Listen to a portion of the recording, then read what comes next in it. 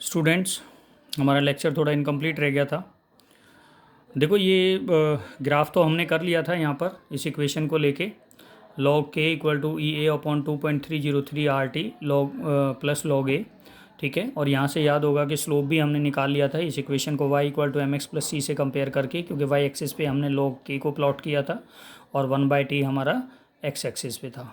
ठीक है स्टूडेंट्स, देखो स्टूडेंट्स, इसके साथ वाले जो न्यूमेरिकल दिए हुए हैं, जस्ट इस टॉपिक के साथ वाले जो न्यूमेरिकल्स हैं उसमें देखो बाकी तो सारे क्वेश्चन सिंपल हैं, क्योंकि आपको पता है कि रिलेशन हमारे पास दो ही हैं। ठीक है, एक तो वो लॉग की फॉर्म में है और दूसरा ये हमारे पास एल एन के की फॉर्म में जो दिया हुआ है हमारे पास। ठीक है, इसका सॉल्व का क्वेश्चन नंबर 6 और 7 काफ़ी इंपॉर्टेंट है, थोड़ा ध्यान से देखिएगा। उसमें एक ट्रिक यूज़ हो रही है एक्टिवेशन एनर्जी के से रिलेटेड। वहाँ पर इफेक्ट ऑफ कैटलिस्ट से रिलेटेड एक न्यूमेरिकल है। इसमें से आपको पता है कैटलिस्ट जो है एक्टिवेशन एनर्जी को रिड्यूस कर देता है, जिसकी वैल्यू वहाँ पे दी हुई होगी, तो थोड़ा ध्यान से कीजिएगा। और एक वहाँ पे जो है डेल्टा एच इंक्लूडेड होगा एक न्यूमेरिकल में। ठीक है, और इसके जो अनसॉल्व न्यूमेरिकल हैं इसी आर्टिकल के जस्ट साथ वाले टॉपिक, इसी आर्टिकल के जस्ट अनसॉल्व न्यूमेरिकल्स में सेकंड और थर्ड न्यूमेरिकल का थोड़ा ध्यान रखिएगा। वहाँ पर दो वर्ड आ रहे होंगे, ट्रिपल्ड और क्वाड्रिपल्ड, वो बेसिकली K1 और K2 में रिलेशन होगा। तो बाकी देखो सब कुछ सिंपल है, आराम से न्यूमेरिकल कीजिएगा। हाँ, इसके न्यूमेरिकल्स में कैलकुलेशन बहुत ज़्यादा है, आपको कैलकुलेटर का यूज़ कर लेना है। ओके, हेजिटेट मत होना, थोड़ी दिक्कत एग्ज़ाम फाइनल एग्ज़ाम में भी होती है। और आजकल इसी टॉपिक पे फर्स्ट ऑर्डर वाले पे जो आपने इससे पहले लेक्चर के न्यूमेरिकल किए हैं और इस वाले लेक्चर के न्यूमेरिकल ही ज़्यादा बोर्ड में आ रहे हैं। ठीक है, अब देखो हमारा लास्ट टॉपिक है इसमें कोलिजन थ्योरी। वैसे थ्योरी का ही पार्ट है, इसमें सिर्फ आपने इतना ही याद रखना है जितना मैंने यहाँ पे नोट कर रखा है कि कोलिजन थ्योरी क्या कहती है। देखो वहाँ पर याद होगा आपको कि हमने हाइड्रोजन और ऑक्सीजन को एक कंटेनर में डाला था और हमारा वाटर प्रोड्यूस नहीं हो रहा था, जबकि वो तो गैसियस पार्टिकल थे।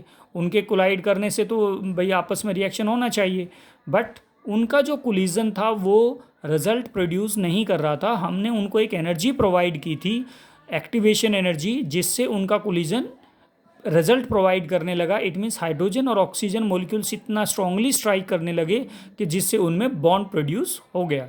तो वो जो कोलिजन है जिस पे बॉन्ड प्रोड्यूस होता है वो बेसिकली इफेक्टिव कोलिजन कहलाता है।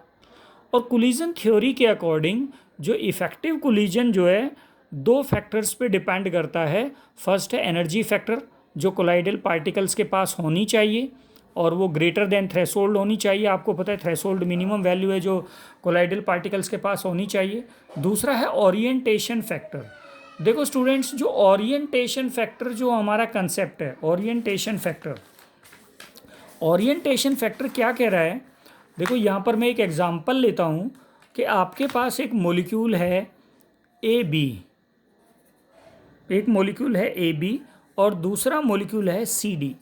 अब देखो ये मॉलिक्यूल है, मैं इसको थोड़ा सा एक्सपेंड कर देता हूँ थोड़ा समझाने के लिए, सी डी। अब यहाँ पर जो हमें प्रोडक्ट चाहिए वो प्रोडक्ट हमारे जो डिज़ायर्ड प्रोडक्ट है, डिज़ायर्ड जो प्रोडक्ट है वो है ए सी। अब आपको पता है, देखो ये जो मॉलिक्यूल है ये कैसे कैसे स्ट्राइक कर सकता है, इस साइड से भी स्ट्राइक कर सकता है, बी सी को भी स्ट्राइक कर सकता है। जब बी सी को स्ट्राइक करेगा तो हमारा डिज़ायर्ड मॉलिक्यूल नहीं बनेगा, क्योंकि बी सी को स्ट्राइक करेगा तो प्रोडक्ट में बी सी बन सकता है और हमारा क्या बन सकता है, इधर से ए डी बन सकता है।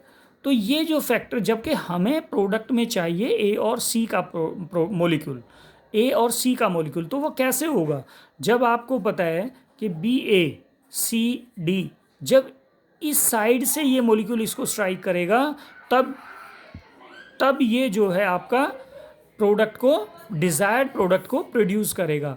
This is called orientation factor, के मॉलिक्यूल्स एक प्रॉपर डायरेक्शन से एक दूसरे के साथ स्ट्राइक करें ताकि उन्हें डिज़ायर्ड प्रोडक्ट ऑब्टेन्ड हो सके। ठीक है, तो इस तरह कोलिजन थ्योरी के अकॉर्डिंग जो प्रोडक्ट, जो रिएक्शन होती है दो फैक्टर्स पे डिपेंड करती है।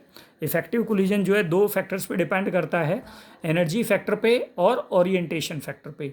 इन दोनों फैक्टर्स को सम अप करके एक इक्वेशन जनरेट किया है। इसका कोई न्यूमेरिकल वगैरह नहीं है, डायरेक्ट आपको याद रखना है K equal to P Z A B E exponential form वाला ई है raise to the power minus E A by R T.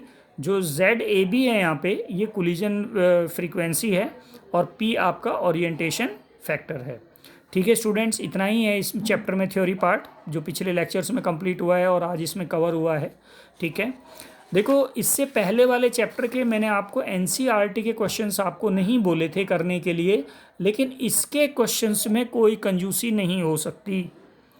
Most important numerical हैं इसके एनसीईआरटी के। ठीक है, तो इसके एनसीईआरटी के क्वेश्चंस कर लीजिएगा स्टूडेंट्स, इन टेक्स्ट वाले भी और एक्सरसाइज वाले भी।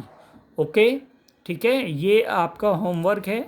लेक्चर के नोट्स बनाने के बाद, बुक से रीड करने के बाद, फिर मैं कह रहा हूँ अपना प्रदीप का बुक जो है आपको साइड में रख के, प्रदीप की बुक को साथ रख के आपको लेक्चर को स्टडी करना है। ओके स्टूडेंट्स, तो देखो इसमें टाइम लगेगा, मैं आपको मंडे तक का टाइम देता हूँ, सॉरी वेंसडे तक का टाइम देता हूँ, थर्सडे तक का भी देता हूँ क्योंकि टाइम इसमें लगेगा, काफ़ी न्यूमेरिकल्स हैं और कैलकुलेशन भी थोड़ा ठीक ठाक है। मैं तो कहता हूँ एक बार की बजाय 2 बार उन्हें कर लीजिएगा ताकि उनके न्यूमेरिकल्स क्लियर हो जाएं। 5 मार्क्स का चैप्टर है और एक 3 मार्क्स में न्यूमेरिकल आना कंपलसरी है, आएगा ही आएगा बोर्ड क्लास में। ठीक है स्टूडेंट्स, लेक्चर में इतना ही, चैप्टर हमारा कंप्लीट हो गया है। अब आपकी ड्यूटी बनती है, आपको जो भी डाउट आता है आप मेरे को मैसेज करने के बाद मैसेज कर दो। मैसेज से दूर नहीं होता तो कॉल कर लेना students, you are most welcome. लेकिन आपका डाउट नहीं रहना चाहिए, चैप्टर को बिल्कुल क्लियर करके चलना है। ठीक है स्टूडेंट्स, ओके।